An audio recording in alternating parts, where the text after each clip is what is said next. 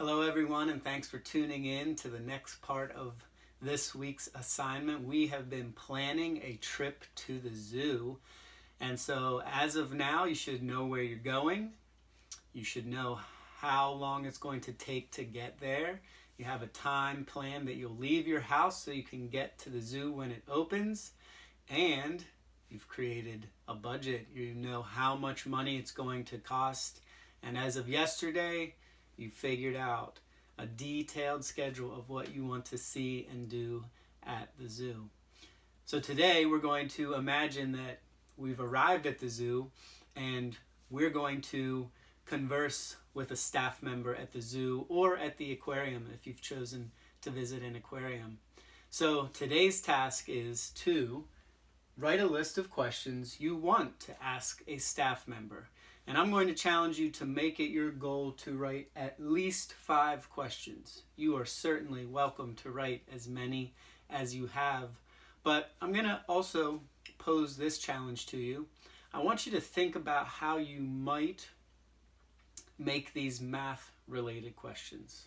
You might be wondering, well, how can I really do that? So let me give you an example. If I chose a zoo to visit, one thing I might be curious about would be specific animals and maybe some of their habits or some of the parts of their lives. So as an example, here's a question I might ask a staff member. How many tigers are at the zoo? Now that's a pretty simple question, a pretty straightforward question. But beyond that, I can start making some connections to math. So I might follow that up by asking, how many pounds of food does a tiger eat each day?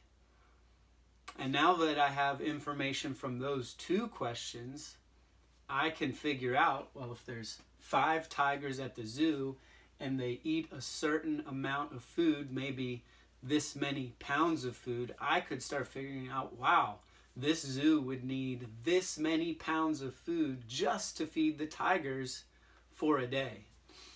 And that's just one example. It might not all be related to food, but challenge yourself to think about how you can make some connections to math with your questions.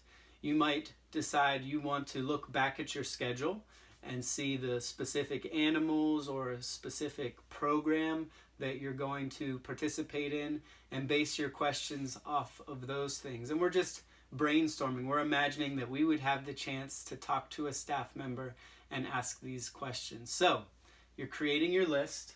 Try to come up with at least 5 questions. You can go above and beyond that and see how you can make some math connections. You might even take it a step further, and just for the sake of practicing, you might say, well, I'm going to make up some answers just to get some math practice in.